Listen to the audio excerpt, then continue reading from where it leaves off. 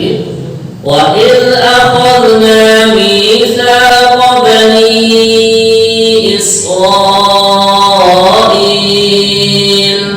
Wa idh akhadna mitsaqa bani Israil.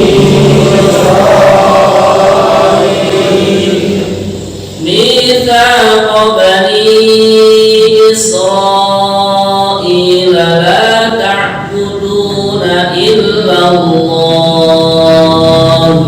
Mitsaqa bani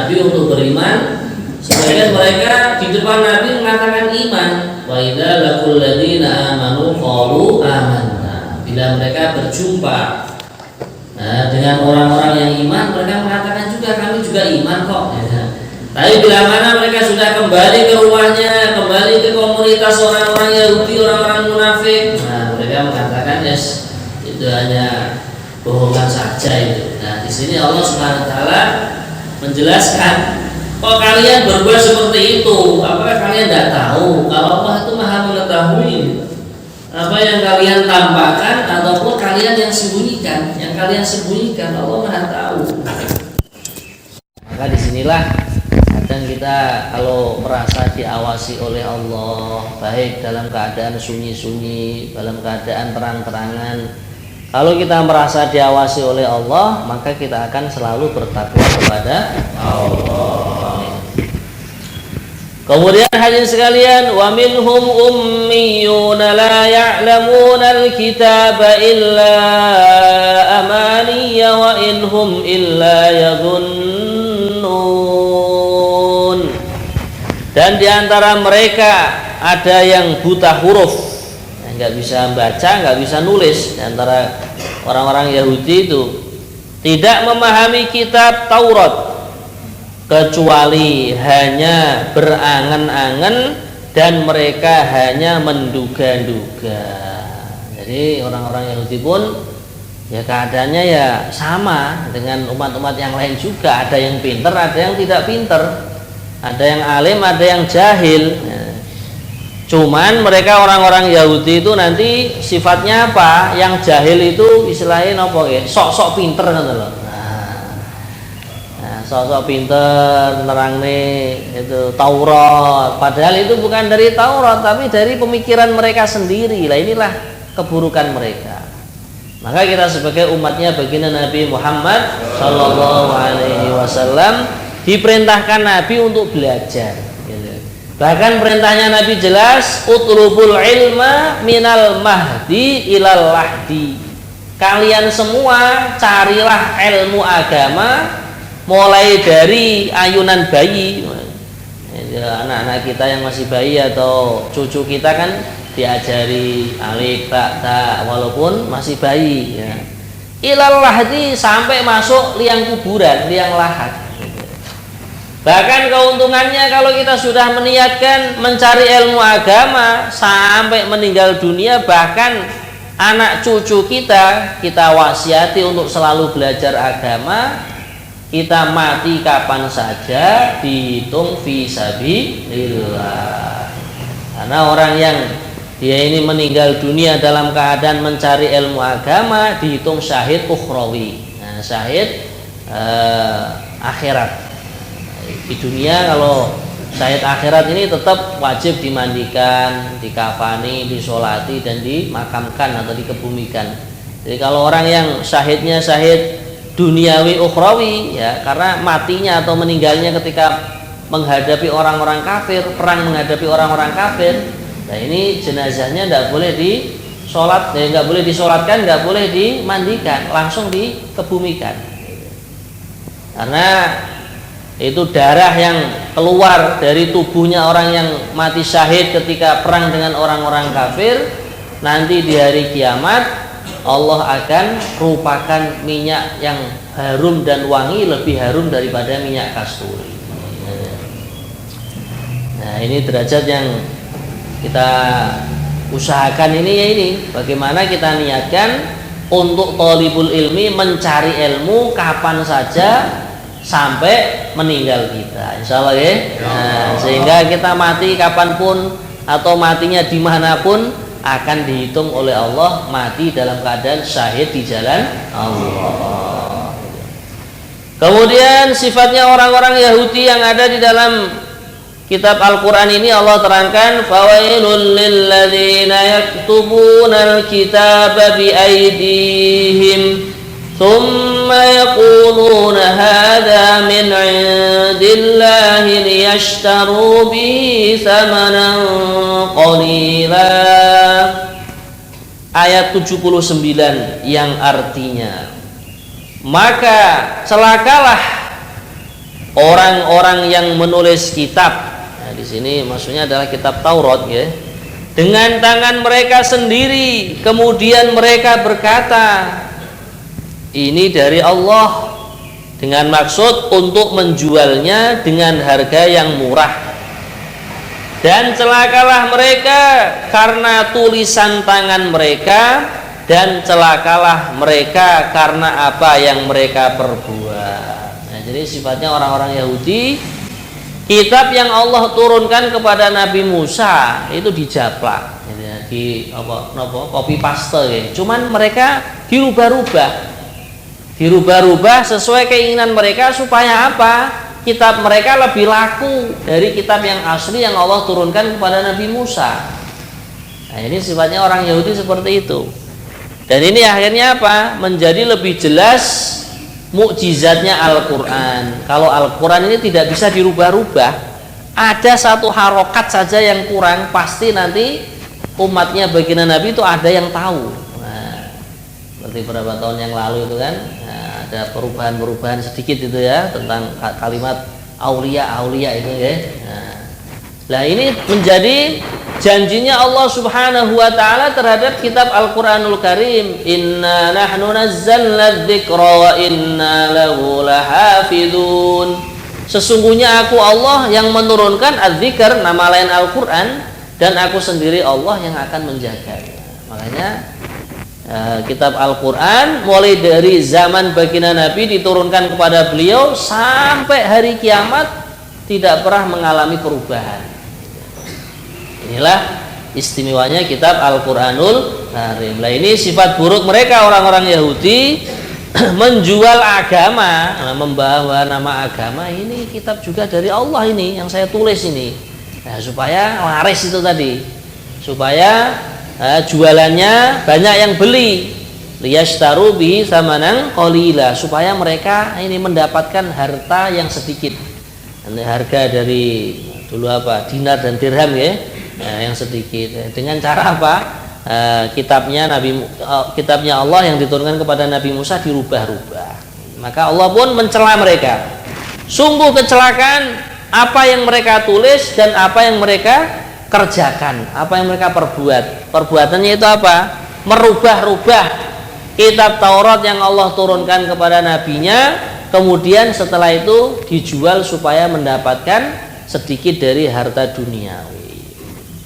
Nah, maka disinilah kita belajar ya, kalau urusan agama perkara yang benar ya kita katakan benar. Urusan agama kalau agama mengatakan keliru ya kita katakan keliru, walaupun sebenarnya diri kita belum ada kekuatan untuk mengamalkan dan mempraktekkan. Maka kita beristighfar kepada Allah. Kemudian orang-orang Yahudi itu pun mengatakan wa qalu lan tamassana an-naru illa ayyaman ma'dudah. Ayat 80 yang artinya, dan mereka berkata, neraka tidak akan menyentuh kami kecuali beberapa hari saja. Katakanlah, sudahkah kamu menerima janji dari Allah sehingga Allah tidak akan mengingkari janjinya? Ataukah kamu mengatakan tentang Allah sesuatu yang tidak kamu ketahui? Nah, jadi mereka dinasihati, Mbok yao, jangan seperti itu, wong kitabnya Allah yang diturunkan kepada Nabi Musa kok kamu rubah-rubah demi kamu jual mendapatkan sekeping dua keping harta benda, harta dunia. Nanti kalau masuk neraka gimana kamu? Nah, malah jawabnya enggak, paling kami masuk neraka ya beberapa hari saja. Nah. La ilaha illallah. Ya, walaupun beberapa hari, satu hari di akhirat seperti 1000 tahun di dunia. Satu milenium misalnya pun ya. Nah, ya beberapa hari saja, satu hari di akhirat di neraka lamanya seperti 1000 tahun ya. Nah, maka inilah. Jadi kalau orang dinasihati, hendaklah di dalam hatinya itu ada rasa takut kalau seandainya memang perbuatan kita itu ada kekeliruannya. Nah, ini sifatnya orang Yahudi tidak begitu, malah paling ya beberapa hari saja gitu. Maka akhirnya Allah pun berfirman kepada baginda Nabi Muhammad, katakan wahai Muhammad, tidakkah kalian itu menerima janji Allah sedangkan Allah tidak akan pernah mengingkari janjinya. Lah, orang yang berbuat keburukan, berbuat amal-amal yang tidak baik, yang bertentangan dengan agama Allah di masanya, lah nanti akan dimasukkan ke neraka. Kalau matinya pun dalam keadaan tidak iman kepada Allah, di neraka bukan hanya sehari 2 hari.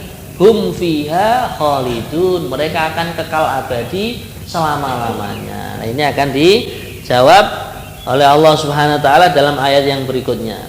Bala man kasaba sayyi'atan wa ahatat bihi khati'atuh faulaika ashabun nar hum fiha khalidun.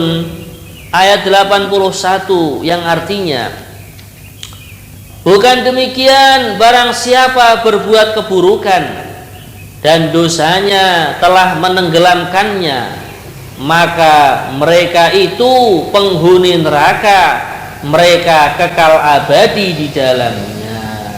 Nah, inilah. Jadi kalau orang itu keburukannya lebih banyak daripada kebaikannya, amal toleh, amal yang jelek, amal yang buruk lebih banyak daripada amal yang soleh. Nah, maka di sini dikhawatirkan faulaika ashabun nar hum fiha khalidun, mereka itulah penghuni-penghuni neraka, bahkan mereka akan kekal abadi selama-lamanya, bukan hanya sehari 2 hari saja di neraka, bukan hanya beberapa hari saja di neraka, tapi khalidun, kekal abadi. Ya, untuk umatnya baginda Nabi Muhammad sallallahu alaihi wasallam ini ada keringanan-keringanan, ada fadilah-fadilah yang Allah melipat gandakan untuk umatnya baginda Nabi Muhammad.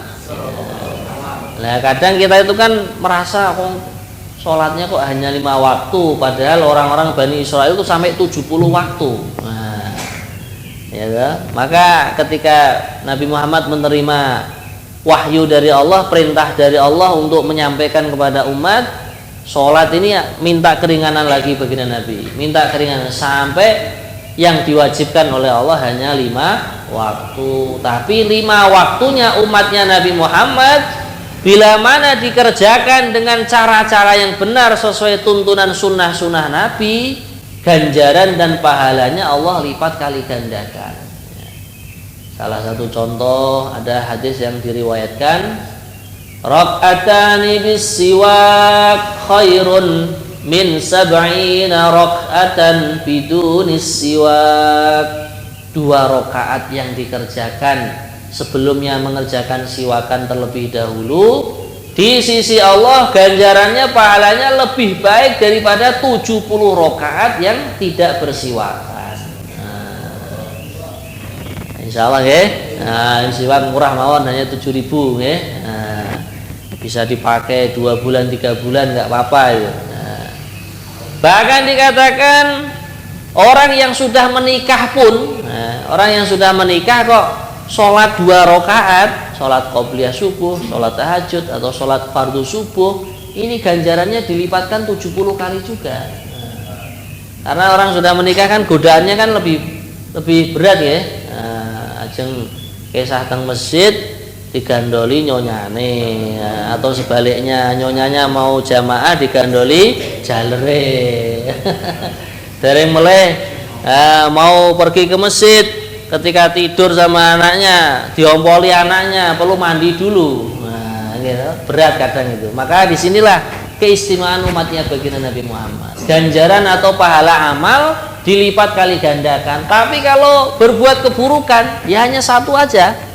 Nah, 1 keburukan itu 1 dosa itu. Gitu. Belum lagi orang yang dia ini memperjuangkan agama Allah fi sabilillah, dilipat kali gandakan ganjarannya minimal 700.000 kali. Terus yang menawi khurut fi sabilillah, memperjuangkan agama Allah, sholat subuh 2 rakaat nilainya seperti 700.000 kali. Bahkan Allah akan melipat gandakan berapa kali saja kepada hambanya yang Allah kehendaki. Wallahu yudha'ifu liman yasha. Allah melipat gandakan kepada siapa saja yang Allah kehendaki. Ya, terus kalau kita di rumah kan enggak fisabilillah berarti.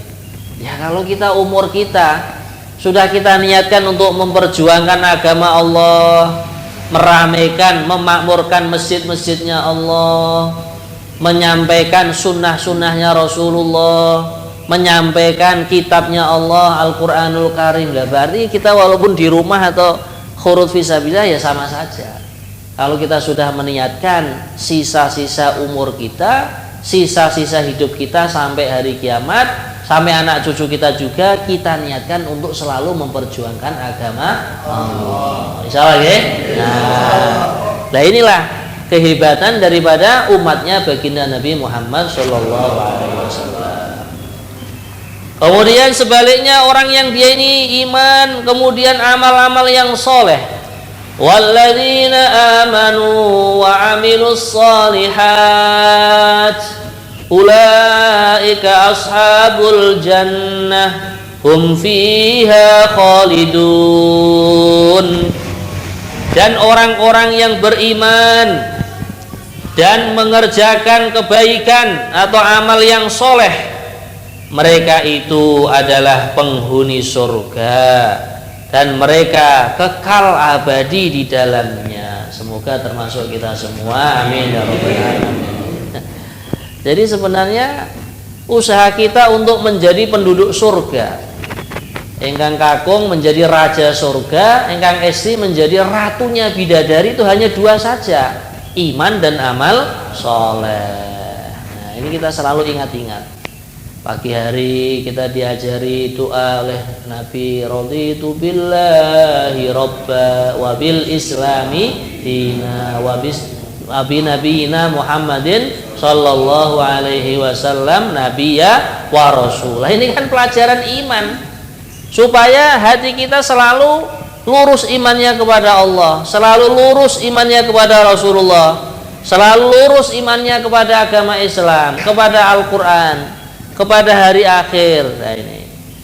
Kemudian di dalam perilaku kita, tindak tanduk kita istilahnya ya, mulai dari kedap-kedipnya mata, mulai dari telinga, ya, kemudian lesan, tangan, sampai kaki, ujung kaki. Nah ini semua kita supaya menjadi amal yang soleh, kita ikutkan syariat yang telah diajarkan oleh Rasulullah SAW. Mata kita buat memandang orang lain dengan pandangan memuliakan, bukan pandangan meremehkan atau menghinakan. Seorang suami memandang istrinya dengan pandangan kasih sayang. Masya Allah, ini istriku ini sudah berjuang seumur hidup, mulai dari saya terima nikahnya sampai meninggal dunia rela melayani aku sebagai suami dia. Seorang istri mandang suaminya juga begitu dengan pandangan memuliakan. Masya Allah, suamiku siang malam pontang-panting mikirkan supaya mendapatkan nafkah, mendapatkan sedikit harta atau banyak harta untuk merawat keluarganya. Nah, apalagi kalau kita bayangkan pergi ke sawah, ini musim hujan kedinginan, bahkan kadang tantangannya di tengah sawah ada geledek, ada petir dan lain sebagainya, gitu. Nah akhirnya apa? Mata kita menjadi amal yang soleh. Telinga kita gunakan untuk mendengarkan nasihat-nasihat agama, mendengarkan tilawatul Quran, bacaan Al-Quran, mendengarkan nasihat-nasihat hadisnya Nabi, mendengarkan nasihat ulama-ulama yang soleh. Nah sehingga telinga kita pun dihitung amal soleh. Lesan kita juga begitu. Allah Subhanahu wa taala berfirman, "Ma yalfidhu min qaulin illa ladaihi raqibun atid." Tidaklah orang itu melafadzkan satu kata kecuali ada malaikat yang merekam, yaitu malaikat raqib dan atid. Kalau amalnya kebaikan akan direkam oleh malaikat raqib, amalan keburukan akan direkam oleh malaikat atid. Nah inilah, sehingga mulai dari ujung kaki sampai ujung rambut semua kita gunakan untuk mendekatkan diri kepada Allah dengan harapan apa? Ulaika ashabul jannah, mereka itu adalah penduduk-penduduk surga, bahkan kekal abadi selama-lamanya di dalamnya. Amin ya rabbal alamin. Wa idza akhadna mitsaqa bani Israila la ta'buduna illallah. Ayat 83 yang artinya, dan ingatlah ketika kami mengambil janji dari Bani Israel, janganlah kalian menyembah selain Allah Subhanahu wa ta'ala, dan berbuat baiklah kepada kedua orang tua, sanak kerabat, anak-anak yatim, dan orang-orang miskin, dan bertutur katalah yang baik kepada manusia, laksanakanlah sholat dan bayarkanlah zakat. Tetapi kemudian kalian berpaling mengingkari, kecuali sebagian kecil dari kalian, dan kalian masih menjadi pembangkang. Nah, ini orang-orang Bani Israel supaya ngamalkan agama itu loh dijanji, ya, dijanji oleh Allah lewat utusannya Nabi Musa alaihis salam. Janjinya apa? La ta'buduna illallah. Pertama, kalian jangan menyembah kecuali Allah. Kemudian berbuat yang namanya birrul walidain wa bil walidaini ihsana. Lah ini birrul walidain itu fadilahnya besar. Dulu guru kita Ki Uzairan Allah yarhamu almarhum, beliau mengatakan kalau orang itu ingin diberi rizki seperti rizkinya seorang raja dan ratu, khidmatilah kedua orang tuamu, layanilah kedua orang tuamu seperti pelayanan kepada raja dan ratu. Nah, jadi orang yang punya amalan yang namanya birrul walidain itu di mana-mana rizkinya Allah mudahkan. Lah kalau orang itu ingin barokah dalam agamanya, berbuatlah baik kepada para alim ulama, para kiai, para habaib, hamba-hamba Allah yang soleh. Kemudian berbuat baik juga kepada kerabat, nah, keponakan, sepupu, itu yang agak jauh ya. Kemudian saudara kandung sendiri, saudara sebapak atau saudara seibu. Kalau sudah menikah ya berbuat baik juga kepada mertua, ya, ini termasuk kerabat. Orang-orang yatim, anak-anak yatim, dan juga orang-orang miskin. Kemudian janji yang Allah telah berikan kepada Bani Israil diantaranya apa? Wa qulu linnasi husna. Kalau bertutur kata kepada manusia, berucaplah yang baik, yang lemah lembut, istilahnya orang Jawa napa? Ingkang andap asor, ingkang toto kromo. Kemudian waqimus shalah, dirikanlah sholat. Nah, jangan lupa sholat. Nah, ini kita dimudahkan ini di negara kita, masya Allah, melihat setiap jalan 1 kilo bahkan kurang dari 1 kilo sudah ada masjid, ada musola. Setiap pom bensin juga ada musolanya, gitu. Nah, alhamdulillah. Maka ini kita kesempatan untuk menjaga sholat. Nah, terutama kalau dalam keadaan musafir, bila mana sudah waktunya sholat kita berhenti sejenak. Bahkan diberikan keringanan oleh Allah untuk menjamak dan mengqashar sholat. Kemudian wa'atuz zakah, ya, kalian semua bayarkanlah zakat. Nah, hanya saja ini sifatnya Bani Israel, dinasihati oleh Allah, bahkan dijanji oleh Allah itu masih berpaling, kecuali sedikit dari mereka yang mau mentaati janjinya kepada Allah. Nah, dalam ayat ini juga, bila mana orang itu ingin tenanan ya, sungguh-sungguh di dalam mengamalkan agama, di antara caranya itu berbaiat. Berbaiat dengan guru thariqah atau guru mursyid itu ya, atau kepada orang soleh, orang alim. Nah, ini baiat ini bukan hanya dalam zikir saja, bahkan dalam perjuangan agama atau dalam apa saja itu boleh kita kerjakan. Ya, datang kepada alim ulama atau yang kita anggap orang-orang soleh itu kiai atau syekh atau bagaimana ini habib. Nah, ini kita akan baiat untuk selalu mengamalkan agama Islam. Insyaallah ya. Insyaallah. Monggo Pak. Oke, alhamdulillah. Monggo yang mau bertanya, kesempatan pertama kepada ibu-ibu. Mereka kita harus buat ya.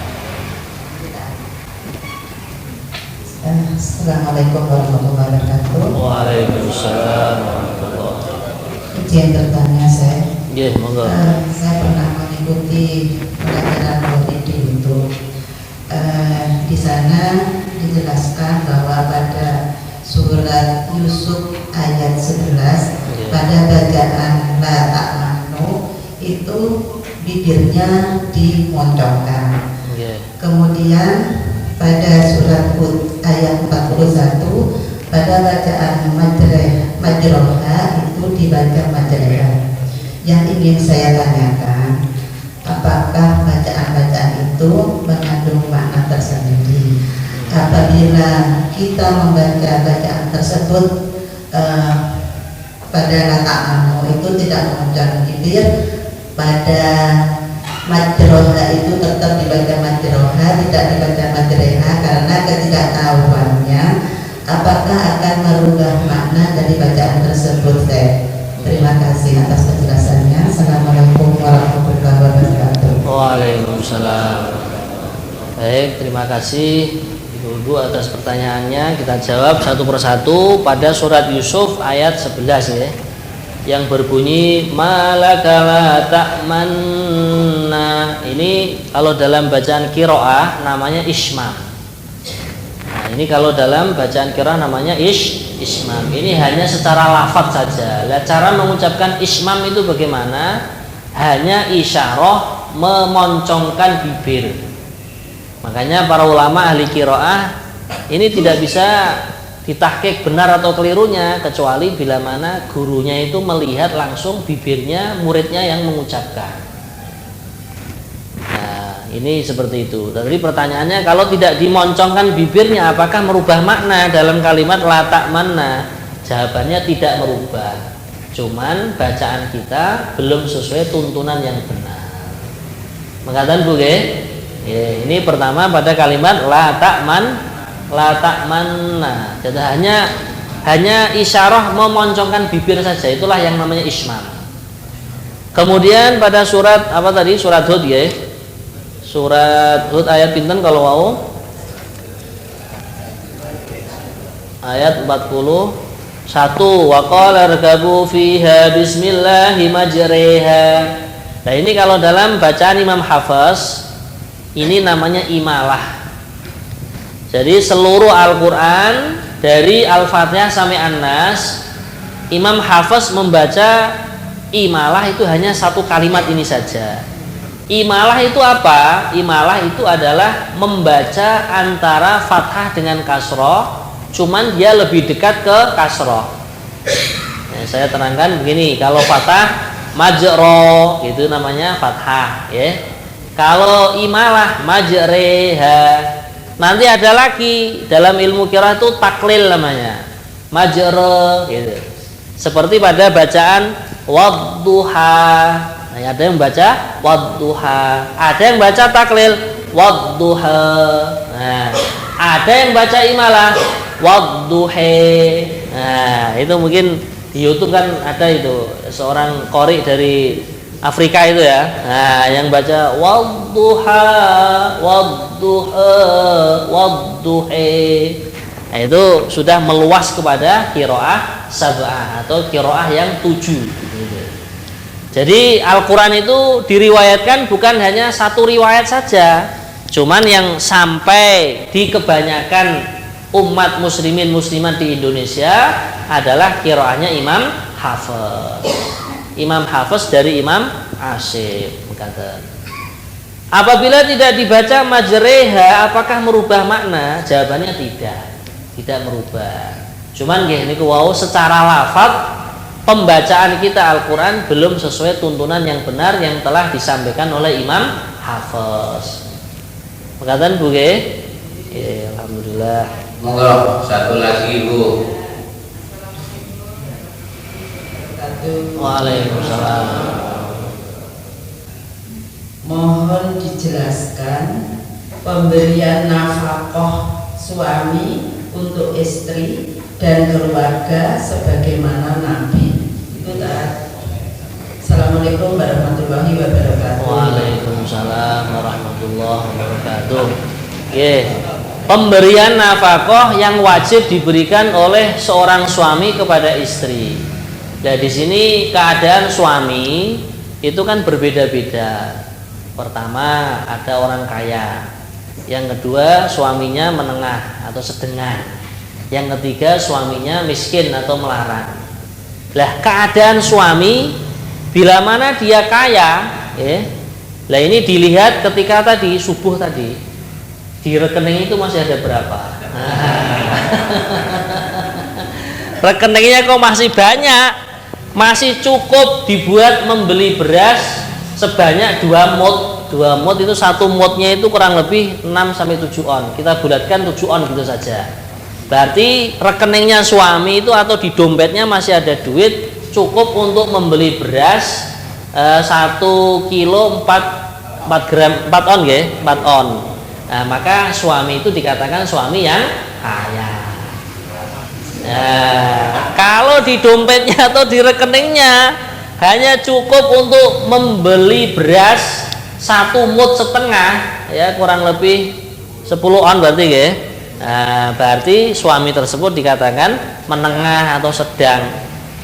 Lah kalau suami hanya mampu memberikan beras untuk istrinya 1 mut 7 on tadi, maka berarti itu suami dikatakan suami yang miskin atau melarat. Ini untuk kebutuhan pokoknya. Lah untuk kebutuhan tambahan, contohnya lauk pauk itu menyesuaikan. Contohnya kalau orang Magetan mungkin sarapan itu umumnya nggih sego pecel ya. Nah, nggih pun lauke nggih niku. Urap kalih lempeng kalih pecel niku pun umume niki nggih pun niku. Mangke makan siangnya nopo? Misalkan sayur lodeh kalih ikan gereh misalkan nggih. Nah, nggih pun niku kewajiban suami membelikan. Nah, kemudian nanti sore juga seperti itu. Kalau sehari makannya 3 kali. Jadi hanya itu tadi diberi 2 mot atau 1 kilo 4 on itu ya. Gitu. Lah napa anu telas niku 1 kilo 4 on dimakan 1 orang apa habis itu. Pastinya masih bisa nabung ya. Gitu. Lah tentang nafkah pakaian ini kalau di dalam bahasa kitab fikih itu adalah setahun membelikan pakaian kepada istri hanya 2 kali saja. Nah, di awal musim dingin dan di awal musim panas. Bukan setiap bulan membelikan baju baru. Nah, malah 1 minggu baju barunya, mboten. Jadi setahun itu hanya 2 kali, ketika awal musim panas dan awal musim dingin. Kalau awal musim panas ya mungkin dibelikan baju-baju yang kainnya adem. Kalau musim dingin mungkin bajunya yang mengandung wol niku yang menghangatkan tubuh. Untuk tempat tinggal yang wajib diberikan suami kepada istri adalah tempat tinggal yang layak. Tidak wajib membelikan rumah, tidak.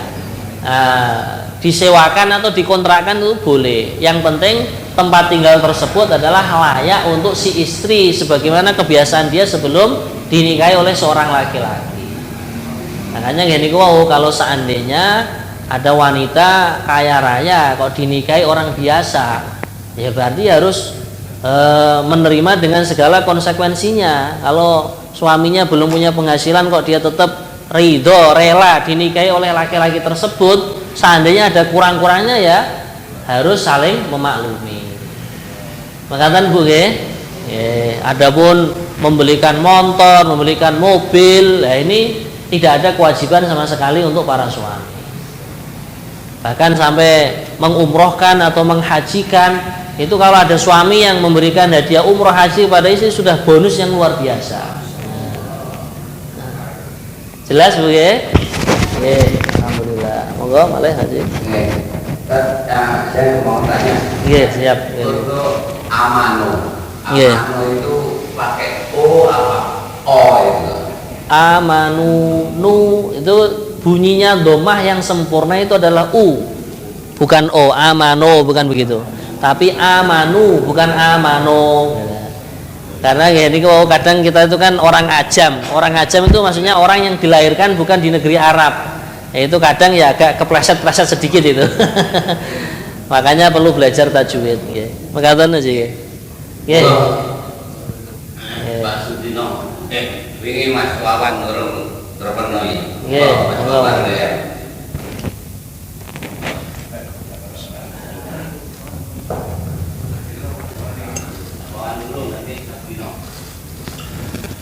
Assalamualaikum warahmatullahi wabarakatuh. Waalaikumsalam warahmatullahi wabarakatuh. Begini Syekh, kami mohon Ya. arahan ketika di dalam satu jamaah kita mendapatkan cara penekanan dalam penyampaian agama.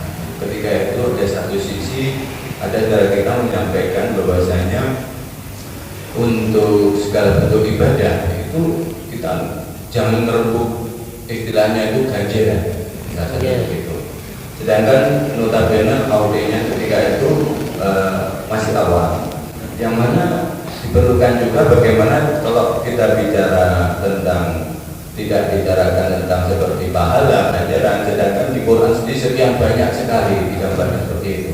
Lalu bagaimana untuk memberikan suatu arahan supaya bijak kepada auden bahwasanya hal itu juga perlu ganjaran, hal itu juga perlu nilai ta'ala. Terima kasih. Ya, memang kita amal itu kan bukan mengharapkan ganjaran sebenarnya, tapi hanya mengharapkan ridhonya Allah atau lillahi ta'ala istilahnya. Nah, cuman kalau umat itu tidak kita terangkan tentang ganjaran amalan, itu mereka nggak semangat amal. Ya, perumpamaannya kita mau kerja di suatu tempat, Pak jangan kerja di tempat saya, berapa gajinya? Sebulan 3 juta. Yang satunya, yang perusahaan satu bilang di tempat saya aja Pak 1 bulan 5 juta. Nah, akhirnya kan semangat. Nah, maka itulah para alim ulama kita dalam pendapatnya Ahlus Sunnah wal Jamaah tentang urusan ganjaran dalam tausiah-tausiah atau dalam kajian-kajian kita sampaikan. Akan tetapi ketika sudah mulai kita beramal, kita menata hati, amalku hanya untuk Allah atau lillahi. Nah, ganjaran-ganjaran ini nomor sekian lah, yang penting aku amal, diterima nggak diterima, yang penting aku upayakan dan aku usahakan amalku ikhlas karena Allah. Makanya supaya ikhlas, sebagian alim ulama itu menyarankan sebelum amal dicek hatiku ikhlas apa enggak, di tengah-tengah amal dicek ikhlas apa enggak, bahkan selesai amal kita istighfar kepada Allah. Maka sehabis sholat itu kan astagfirullahaladzim, supaya kita itu mentaubati ketika sholat tadi. Mungkin saja ada yang tidak ikhlas, ada yang kurang ikhlas, ada yang kurang sempurna, kita istighfar kepada Allah. Makasih lagi, nggih, monggo. Wah, Dino, cak suwi-suwi.